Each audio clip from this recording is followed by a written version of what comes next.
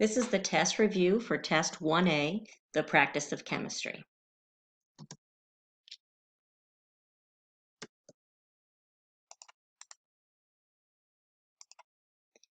All right, let's first go over some lab safety. So for the lab safety, you need to remember that you must always wear your goggles. You must always wear your lab apron when instructed to do so, which includes anytime we're working with chemicals that can stain or are corrosive and or flammable substances. You must always wear closed-toed shoes. You cannot eat or drink during the class period of any day that we're doing lab because chemicals can be present on the table.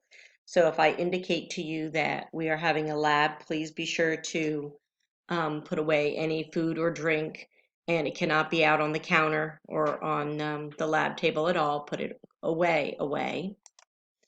And you're going to read all of the procedures before starting the experiment. You don't want to find out a few steps in that you did do something you should have because you misread the directions. And so make sure you read all of the directions before starting. And then you're going to listen every time I do the lab safety precautions, which I'll do before any experiment. I will indicate the lab equipment necessary for that particular lab and review any pertinent information about safety. All right, so let's talk about ions. As you well know by now, an ion is something that has a charge. And to get a charge, you either have gained or lost electrons. It's what elements do in order to combine to make compounds.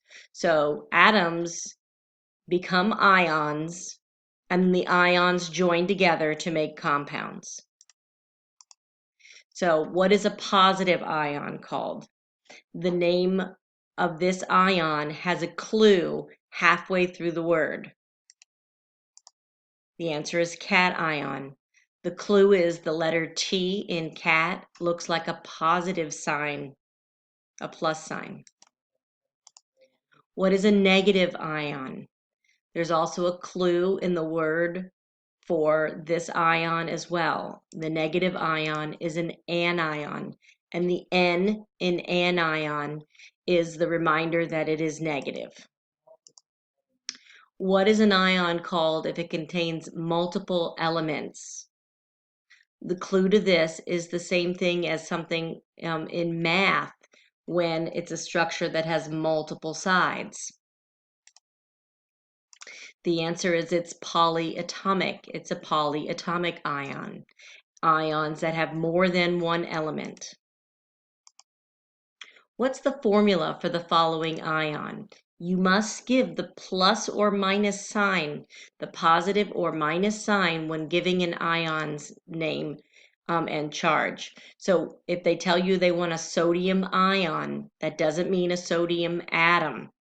So you have to know the symbol and the charge. So the symbol for sodium is Na. Na is in the first column, so it is a +1. Na +1 is the formula for a sodium ion. What's the formula for a barium ion?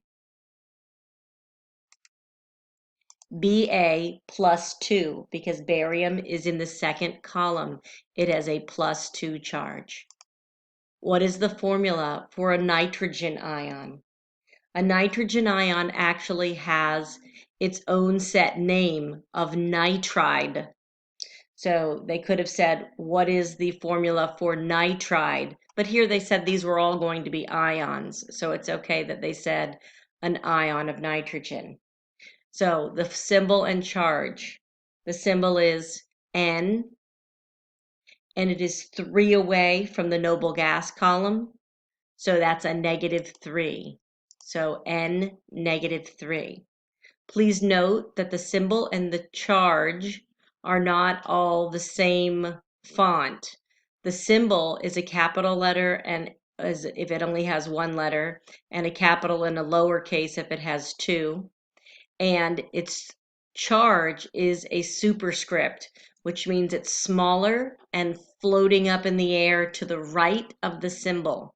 So please be careful. That is important. It is part of how it is named. Oxide. So as I said, nitrogen could have been said nitride. Here they went ahead and said the other kind of name for a negative ion. Negative ions end in IDE. They changed their name. Only the negative ions end in IDE. So oxygen symbol is O. It is 2 away from the noble gas column. So it's O, negative 2. Selenide. Selenide is Se. It's 2 away from the noble gas column. Se, negative 2. Symbols and charges is what we start with when we write formulas. Symbols and charges are what we're answering here for the formula for the ions.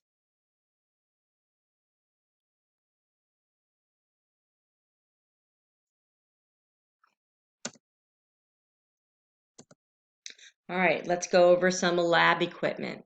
So the 2 arrows here, the arrow pointing to the container that has blue solution, and the arrow pointing to this piece of equipment on this lady's face. Goggles, flask. Technically speaking, it's an Erlenmeyer flask. There are more than one kind of flask, but the only flask we will use in Chem 1 and in Honors Chem 1 is an Erlenmeyer flask. What are these devices called? Those are all different types of beakers. Notice that there are numbers on the sides of these beakers. Those are not for measuring the volume. Those are rough estimate numbers and are not accurate. You do not use a beaker to measure a solution. This is an Erlenmeyer flask. And also it has numbers on the outside. It too is not used for exact measurements. Those rough estimates on the side again. That's so that if you are doing an experiment and you know you're going to be combining 50 milliliters of one solution and 125 milliliters of another solution, you know whether or not you can use this flask. In that scenario, you would not use this flask because it's only a 125 milliliter flask. So it's just a rough estimate on the outside of the container so that you can decide whether you're using it for your particular experiment. It is not for measuring volume. It's a rough estimate, so you know if the container holds enough for your experiment. These are a set of 3 test tubes.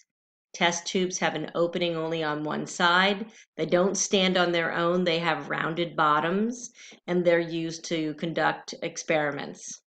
Or you can hold chemicals in them. They also let you put a stopper in the top so that your chemicals won't spill. The container that the blue liquid is in here is a flask, but the question is asking this long cylinder here that comes to a tip, and it's also asking about this other metal container, metal piece of equipment that's holding this container, which is a test tube. All right, and there's a test tube rack back here in this picture too, but that's not what it's asking for. Okay, so this long glass tube is the end of a dropper or pipette, and these are the end pieces of crucible tongs. So that's a pipette, and these are crucible tongs. Notice the end. This is not actually the piece of equipment that you should use. We have test tube holders. This would make your crucible just go, your test tube would just go flying out of these crucible tongs. So it's not the greatest illustration. What is the ending for all binary compounds? A binary compound means it only has 2 chemicals. Bi means 2. And so if there's a compound that only has 2 chemicals in it, the ending of that would be IDE, IDE. Write the formula. So first step would be symbols and charges. Second step would be reduce if you can. Third step, switch to subscripts. So Mg and S. Mg has a +2 charge. S has a -2 charge. So the charges would reduce. They would reduce to 2 ones, 1 and a 1. And then you would not write ones. So you're gonna, another way, another method to remember it is drop the signs, drop it down, switch and simplify. So you drop the signs off of them, you drop the signs, you drop the numbers down, you switch them and simplify it. It is not the order that I taught you it, but it's another way to memorize it as well. There's more than one method. So if you don't like the way I'm telling you how to write formulas, feel free to Google out other professors that will tell you other methods. Potassium oxide. First step, symbols and charges. So what's the symbol for potassium? K. What's its charge? +1. What's the symbol for oxygen? O. What's its charge? -2. Can you reduce a 1 and a 2? No. So first step, symbols and charges. Second step, reduce if you can. Third step, switch to subscripts. Remember, we never have pluses or minuses in our final formula. So somewhere along the line there, you have to get rid of those charges. So you're going to drop the signs off of them. You're going to drop them down to the bottom. You're going to switch them. So the K gets the 2 and the O gets the 1. You're going to simplify. We don't write ones. So you're going to not write a 1. Okay? K2O is the formula. The 2 is a subscript. That means it's smaller and lower down on the line.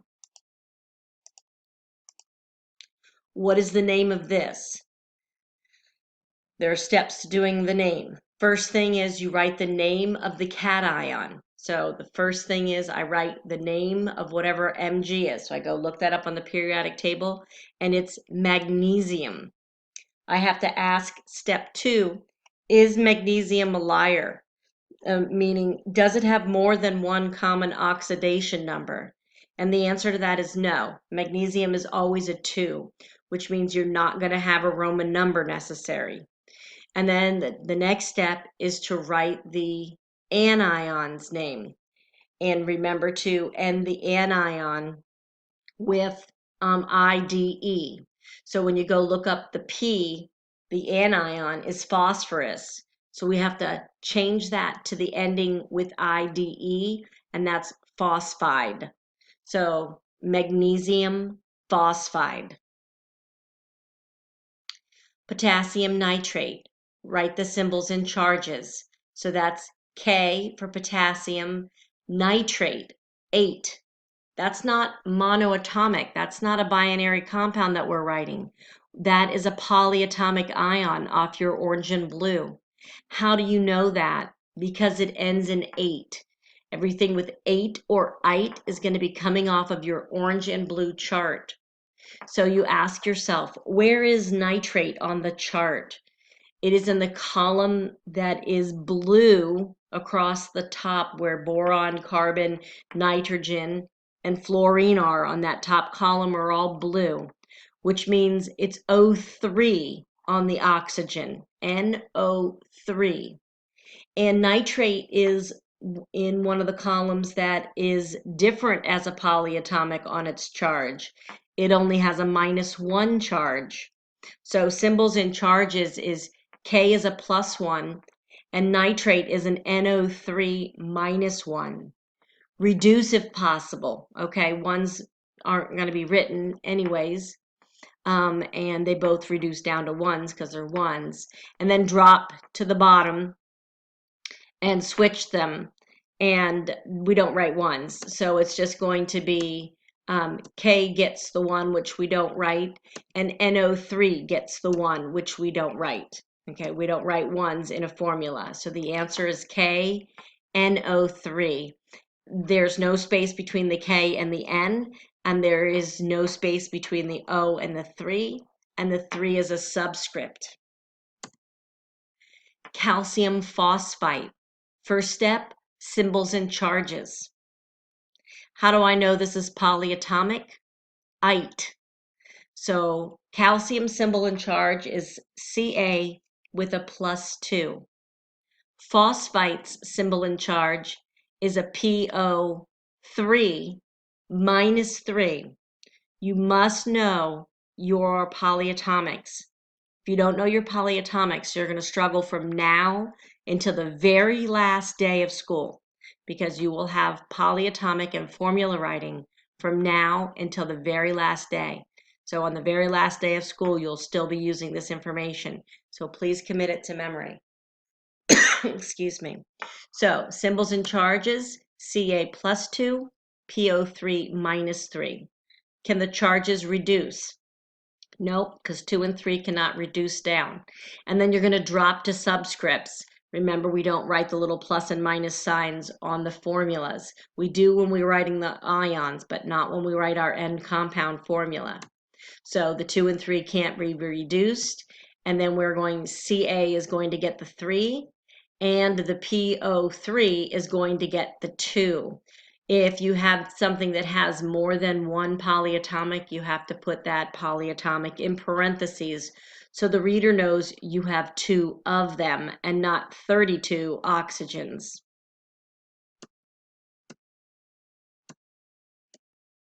So you got to use parentheses when you have more than one polyatomic ion in the formula. Copper 2 fluorate. Symbols and charges. Can you reduce? Switch to subscripts. So copper 2, it tells you that it's a 2, Cu +2. Fluorate, FO3 -1, can't be reduced. Cu gets the 1, and FO3 gets the 2. And the 1 we don't write. Don't forget about that. What is the ending for all binary compounds? IDE. They all end in IDE. That's how you know you only have 2 elements. So when it ends in IDE. What is the ending for compounds that hold the greater amount of oxygen atoms? That is 8. The ending is 8. I remind myself a little mnemonic tool for this is I got bigger because I ate. So the bigger oxygen amount is the 8 ending. The smaller ending is ite. So on the periodic table, there are 2 sides of the periodic table, the metals and the nonmetals, and roughly that is the division between the positive ions and the negative ions. So sodium nitrate, symbols and charges, Na +1, NO3 -1. Can't reduce because they're both ones. We don't write ones. So the formula is Na gets the 1, which we don't write. NO3 gets the 1, which we don't write. The formula is NaNO3. Calcium phosphates, Ca +2, PO4 -3. Can't reduce.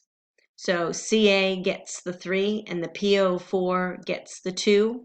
Because I have more than one polyatomic, I'm going to put parentheses around the PO4. There's no spaces between any of the letters or numbers in a formula. So be careful, because when you are submitting that, the computer knows if you put a space in there. So don't put spaces when you are writing your formulas.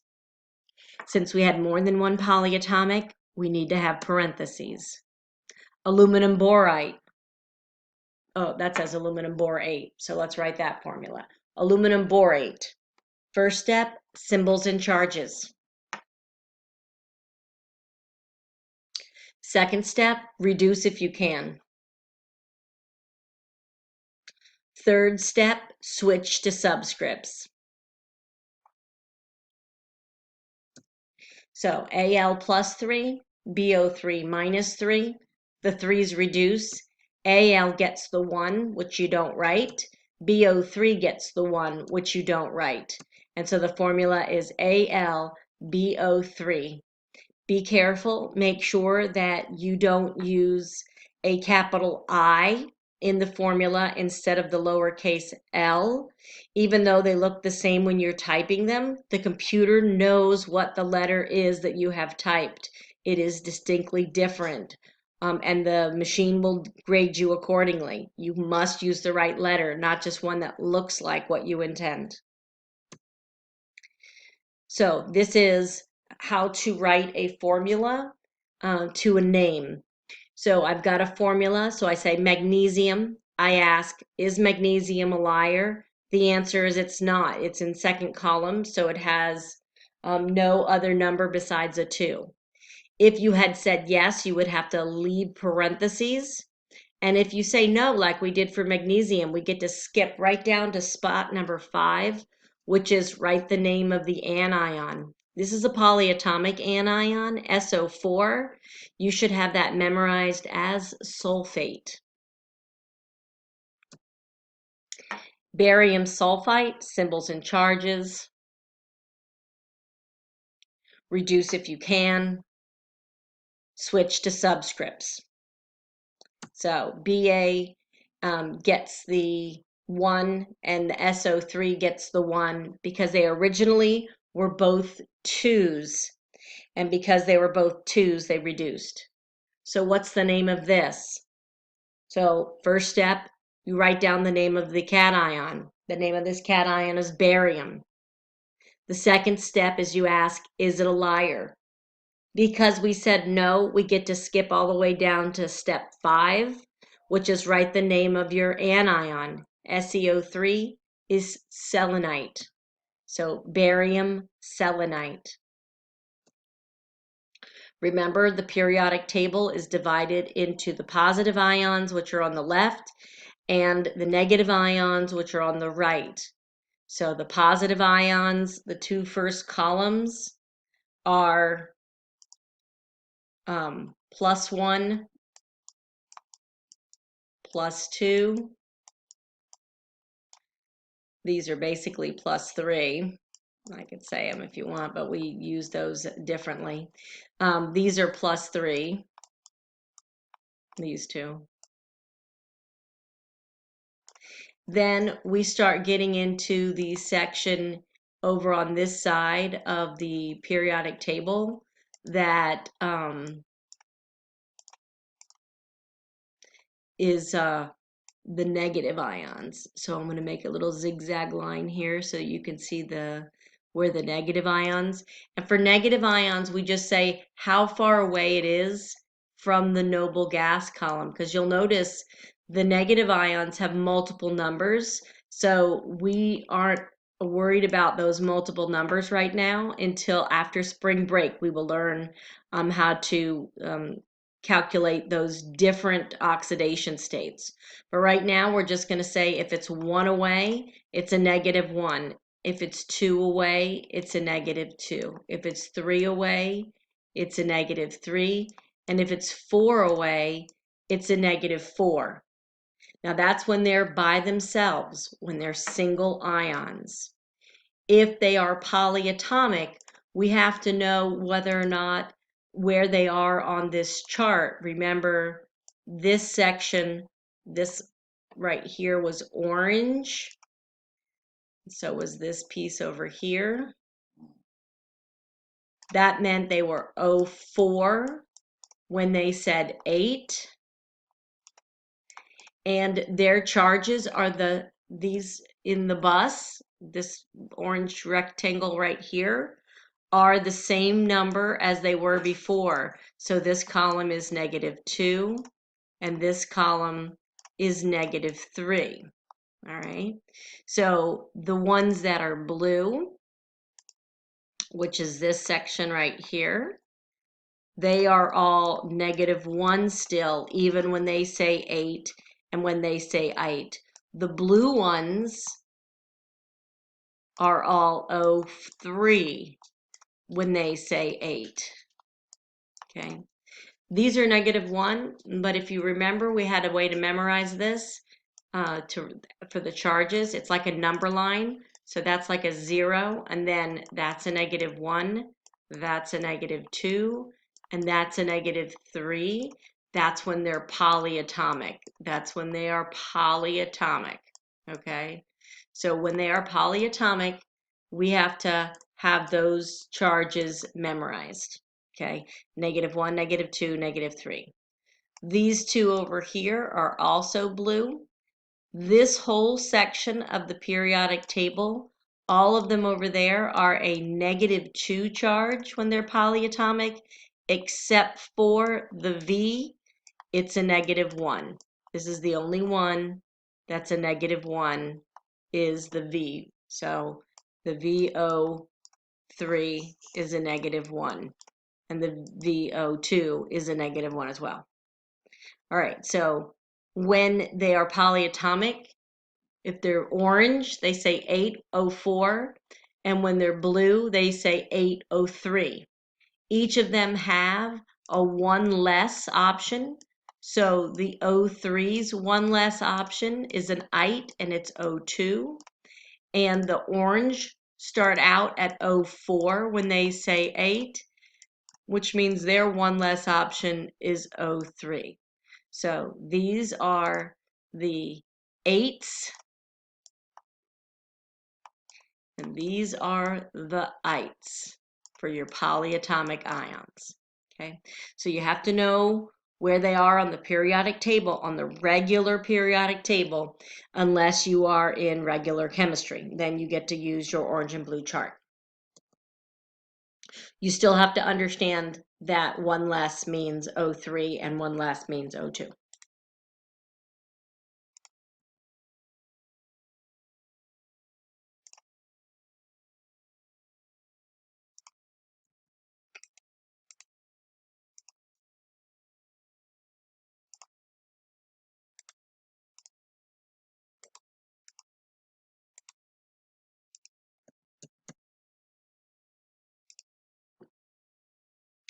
All right, so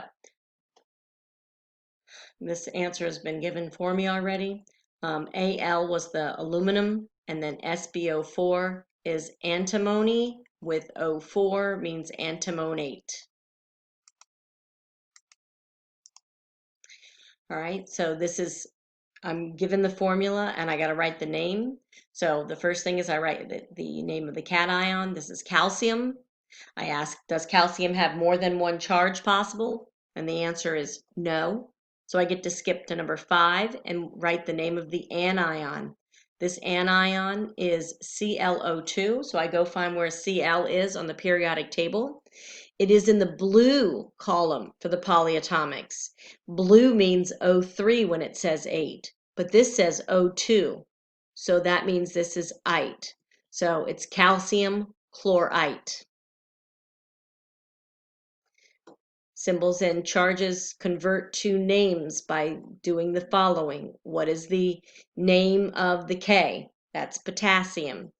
Is potassium a liar? Does it have more than one polyatomic ion? The answer is no. So I get to skip to number 5 and say, what is the anion? The anion is BrO3. BrO3 is bromate because that's a blue one, and O3 means 8. So potassium bromate. All right, so there's plenty more on this PowerPoint of formulas to write. I'm going to go through a little bit quicker now. So you can pause the video if you wish after the slide comes up and solve it, and then hit play to have it play. So the name of this is going to be lithium chloride. The name of these, pause the video if you want to write them down.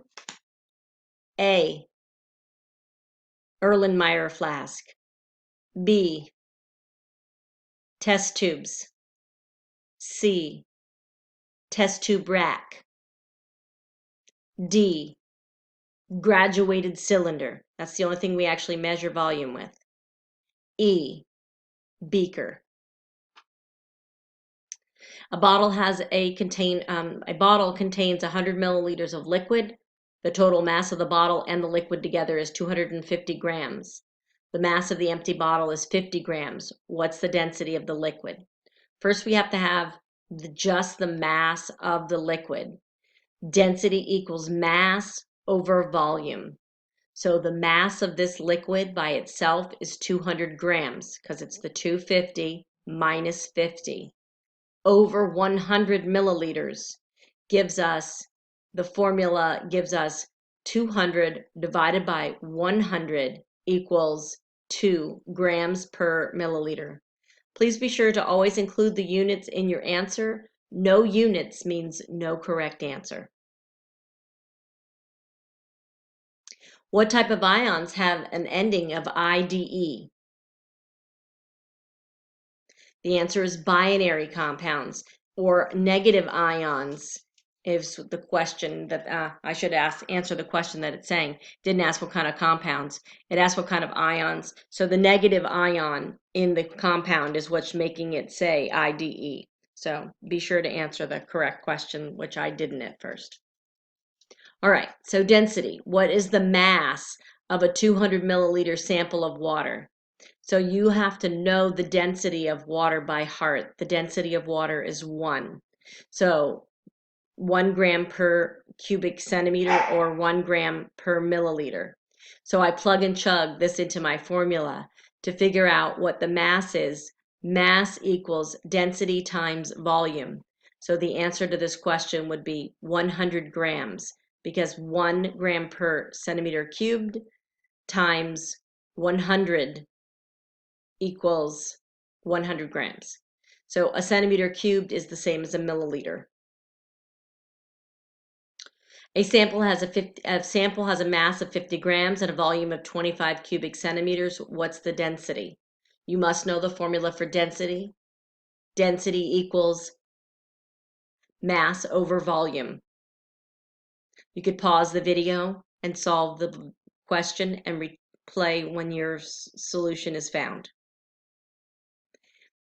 The answer is 2 grams per cubic centimeter. The same sample is cut in half and the mass of 25 grams and a volume of 12.5 cubic centimeters. What is the density? Pause the video. What you should know is that a substance's density never changes. It is specific to that substance. So no matter what, if I divided this substance into 1/100ths, each piece of it would always have 2 grams per centimeter cubed because density is a characteristic of a substance. It's one of its properties.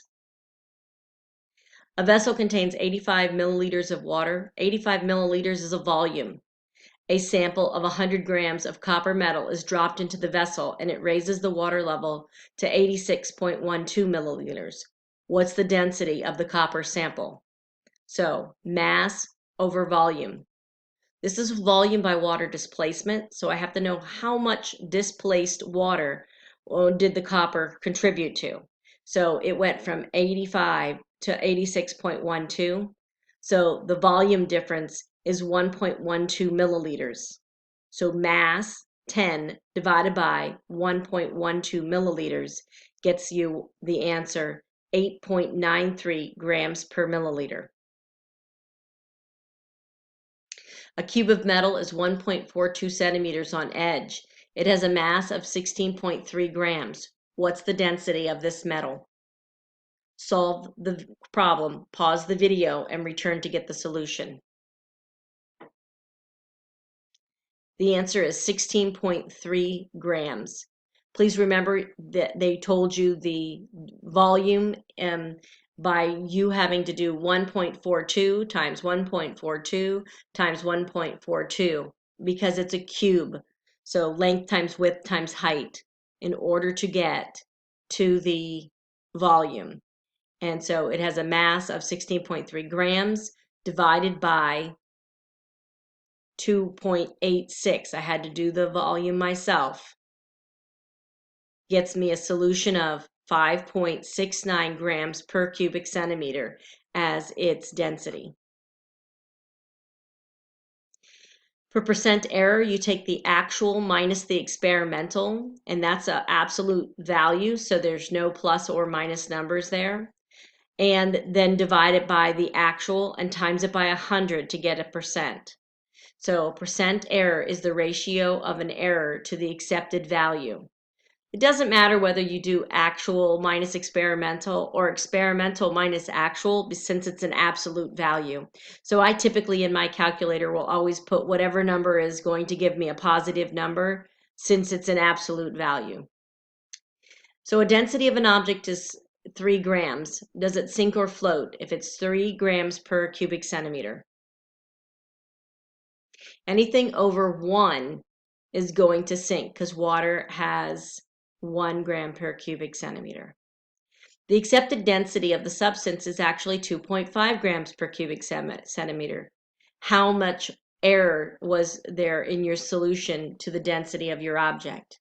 So remember, it is actual minus experimental, or the other way around because it's an absolute zero, divided by the accepted value times 100. So I'm usually going to put the 3 minus the 2.5 so that I could get my 0.5 as an absolute value, divided by 2.5 times 100 makes it a 20% error. Here's another question. Pause the video and come back for your solution.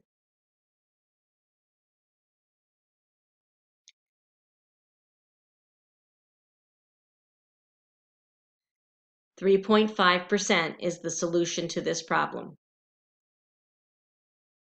Here's another practice problem. Pause the video, come back for your solution.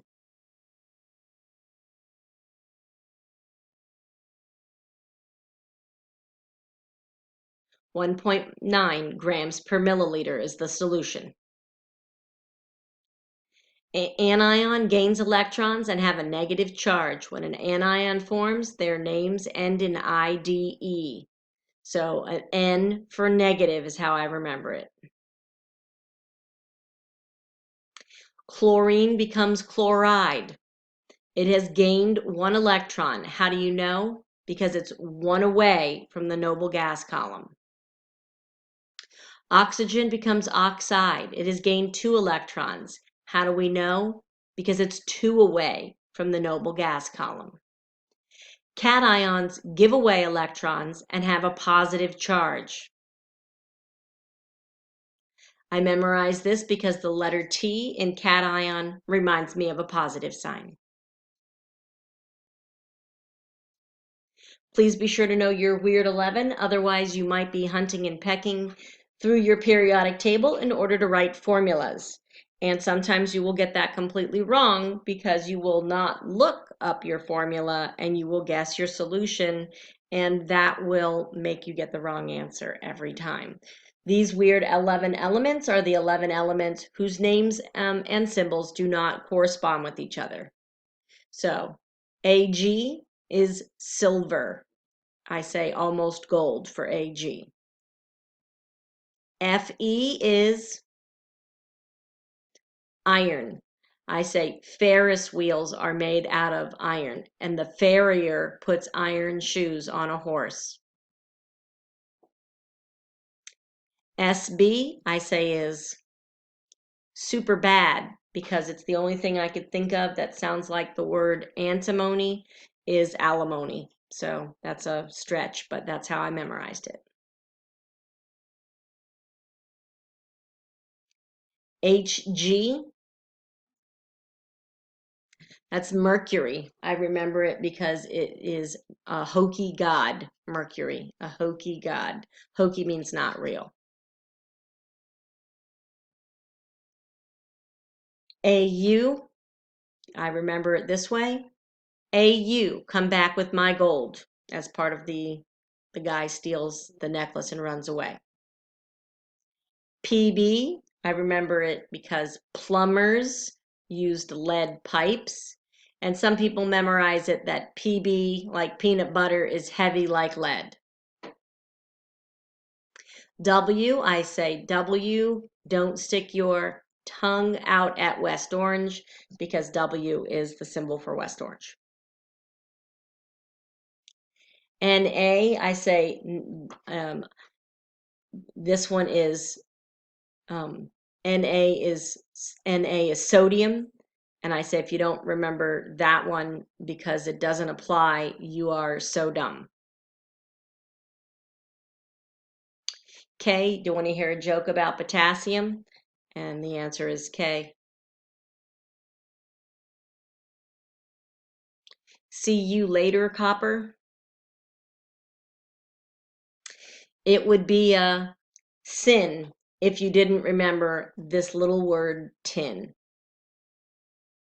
Tin and sin kind of rhyme. So here's some more formula writing. Pause the video, come back for the solution. Sodium selenide. Pause the video, come back for the solution. Strontium fluoride. Pause the video, come back for the solution. Rubidium sulfide. This is a bonus kind of question because it is a liar. So first thing is write the name of the cation. The name of the cation is iron. And then ask, is it a liar? So if you go look at Fe on the periodic table, you will see it has more than one number as its oxidation state. It's got a 3, a 2, and a 6. That means I'm going to need parentheses. Okay, so it is a liar, and I'm going to need parentheses. Then I write the name for the anion as I determine what the charge is by unswitching. You have to uncrisscross the numbers. So ASO3 says a -3. And if ASO3 has a -3 charge, then the Fe has a 2 charge.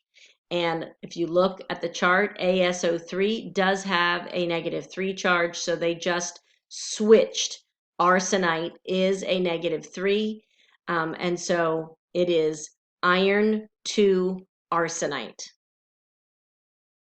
You have to get the 2 back when they unswitch to get their numbers back.